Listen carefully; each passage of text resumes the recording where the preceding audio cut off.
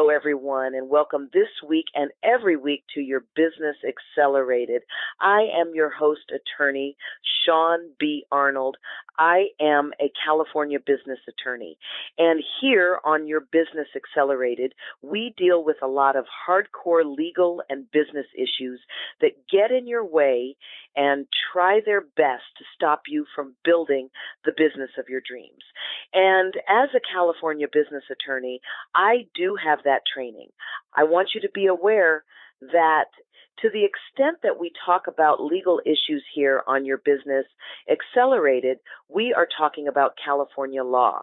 And that means that if you live someplace other than California and I give you a legal construct, you need to take that to an attorney in your jurisdiction just to make sure that there's no difference between the law where you live and the law where I live. I'm also so pleased to invite you to listen to my other podcast, Legal Biz Cafe. On Legal Biz Cafe, we deal with those mindset issues, those little gremlins that hide in your reptilian brain. And they jump out to scare you and keep you from moving forward in your business. With these two shows, we deal with both sides of the coin. And that is because, as you are aware, my motto is to maximize your competence to get the confidence you need to succeed. Well, today, folks, on your Business Accelerated, we are dealing with your career. And whether or not your career is really a job that's getting in the way of you building the business of your dreams. I was actually asked a question by one of our regular listeners right before we got started. This listener asked me to give you some tips on transitioning from a job to your own business enterprise. Tonight, on your Business Accelerated, we're focusing on how to actually keep your tasks within your consulting business from making that business feel like a J.O.B. However, the transition that one makes from a job to one's own business enterprise is actually a related topic. I'm going to tell you some of the things that some of my more successful clients did as they were transitioning, to the extent that what they were doing for a living was completely different from the business they wanted to build. In this case, there needs to be a real line of demarcation between the two. But, as I was revving up to build my own company, Platinum Tower, I spent all of my lunch hours working on my business. I did client work either before my regular job or in the evening after my regular job and on the weekends.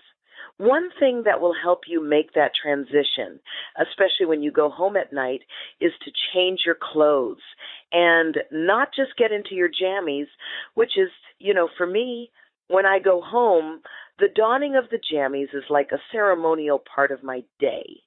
I love it so much because I know the work day is over if you're coming home from work and getting into your jammies. And those jammies typically plop themselves in front of the television with a TV dinner or some ice cream. Then you don't want to get in your jammies right away.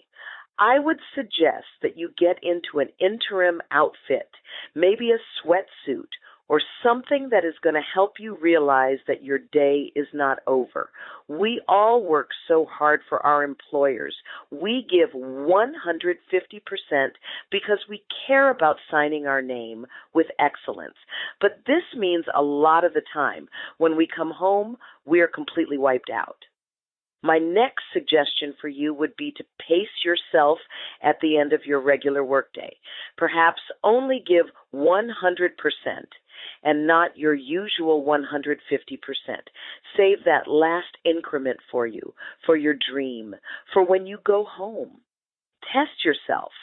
If you know that right about 4 o'clock in the afternoon, your energy kind of tanks, then you might want to consider moving your dinner hour up. Maybe eating your heavy meal earlier in the day so you don't tank so much at 4 o'clock and then really pace yourself during those afternoon hours. That way, when you do get off of work and you get home and change into your interim outfit, you've got some gasoline left in your tank. That is a huge issue for so many of us. We wipe ourselves out at work, and all we can do when we get home is just sit on the couch and drool. Now, I had a different sort of transition than what I'm talking to you about because in 2008, the banks froze up and I was running the transaction department of a 30-lawyer law firm in downtown Los Angeles. My desk was so robust that it took about 2 years, but I literally watched my workload go from this amazing job that needed associates, paralegals, and legal clerks to help me to absolutely nothing. There was a moment in that slide where I thought to myself, I should be transitioning into my own business. I started working on my business and products so that when the hammer fell, I was professionally prepared, even though I was emotionally unprepared.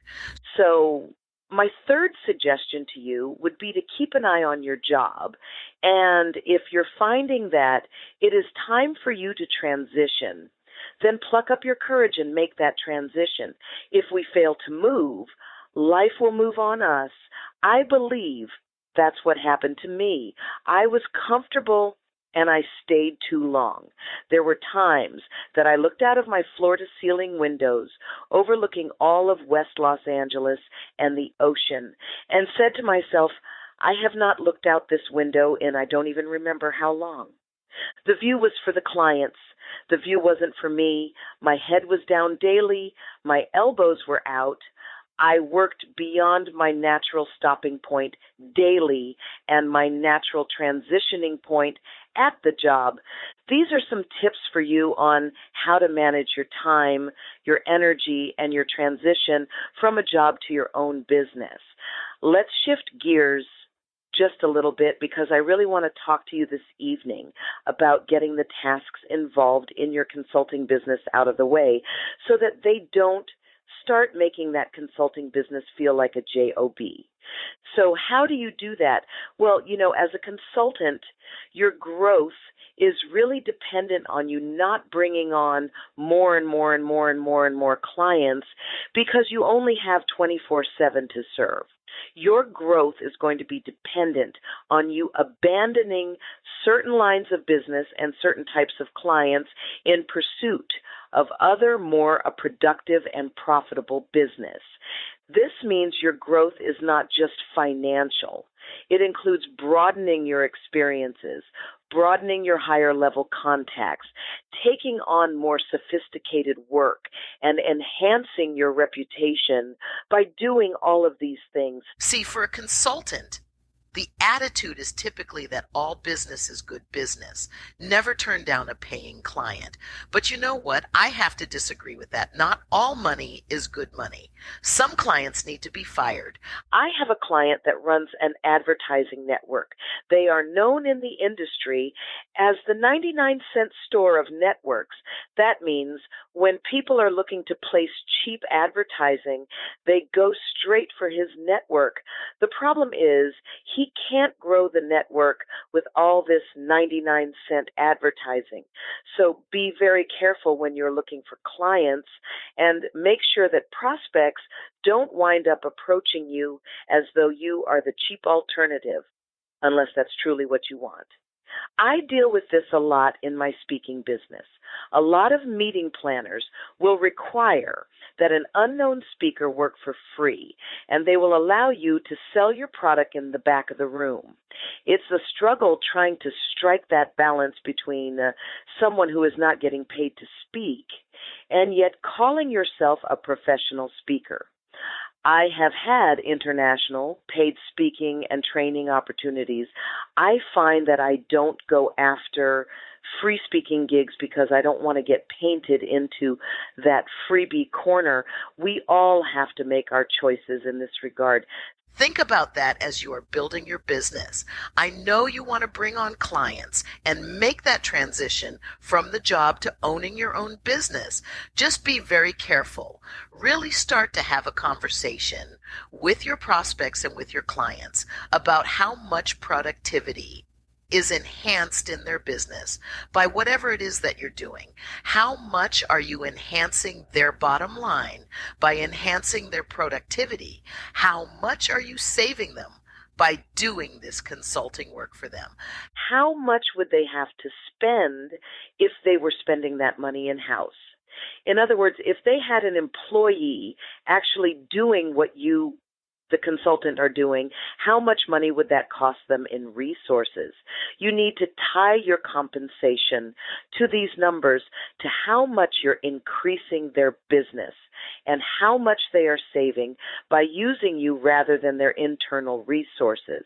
Really make sure they understand the value of that so they don't even think of asking you to work for free. One other thing I would like for you to consider is it really does take the same amount of energy or very similar energy, very similar tasks for you to get a large client as it does for you to get, say, $10,000 clients versus $100,000 client. It takes the same amount of work. It probably takes the same amount of tasking on your part. Don't think about business as being quantitatively different or even qualitatively different if the client is small versus if the client is large. The quality of your work, not the size of your business, should be the sole measure of your success. How much are you putting out on getting clients in? Raise your eyes a little bit and pluck up your courage. And if you need to create a strategic alliance, maybe with someone else in the marketplace to enhance your value, go for it. For example, I had a conversation 2 or 3 days ago with someone who was a business consultant. We are looking at what his company does and what I can do as a business strategist, business coach, and business attorney to help him. We're exploring what we can create as a package deal so we can go after certain Fortune 500 companies that neither one of us is comfortable going at by ourselves. So you see, there's some safety in numbers. Just make sure you have a plan of action so you don't wind up with your strategic alliance partner running at the client, and then suddenly they're doing business with one another and making money, and you're out in the cold. You want to make sure that you get everything in writing if you have to do that strategic alliance. But really consider that it takes the same amount of effort to bring on a $100,000 client. I think the thing that's enhanced at this level over a $10,000 client is really your confidence and maybe some of the moving parts in terms of what you're doing to satisfy that client. But for the most part, it requires just as much time to sell a $10,000 project as it does to sell a $100,000 project. Really, the only difference is in your attitude. Really consider the efforts that are required for you as a consultant to attract, administer, and deliver those small assignments because they really do overlap with those larger assignments. One other thing that I would like for you to consider is raising your fees incrementally over time. I know that's a really scary one for people. And you know what? My last job in 2008, yikes, nearly 20 years ago, had me billing out at $250 an hour. When I went into business for myself, I raised my rates to $350 an hour. Why? Because I knew people would talk me down. And if they talked me down, they would talk me down to $250 an hour. I'm more than twice that now. So you see, I didn't losing anything in the transition. I would really consider raising your fees or refusing to make concessions to get business. And you know this is going to cause you to lose the bottom 15% of your clients. However, that's okay. $1,000,000 consultants like you regularly abandon the bottom 15% of their clients as a growth strategy. It frees you up to expand the upper reaches of your market. It frees you up to raise your fees and then go after those larger contracts. Every 2 years or so, I want you to look back and identify assignments or contracts that you would not bid on or accept today as business, and then ask yourself, are you still accepting those types of assignments? Are you still at the same fee structure today that you were at 2 years ago? If you are, and you have not abandoned the bottom 15% of your clients, then you can expand the top 15% of your base. and your business will not grow. Your business will start to feel like a J.O.B, and we all know J.O.B stands for just over broke. Ladies and gentlemen, I want to thank you for joining me on this week's episode of Your Business Accelerated. I am your host, Attorney Shaune B. Arnold. I invite you to follow me on Facebook, LinkedIn, and Twitter X. In all of those places.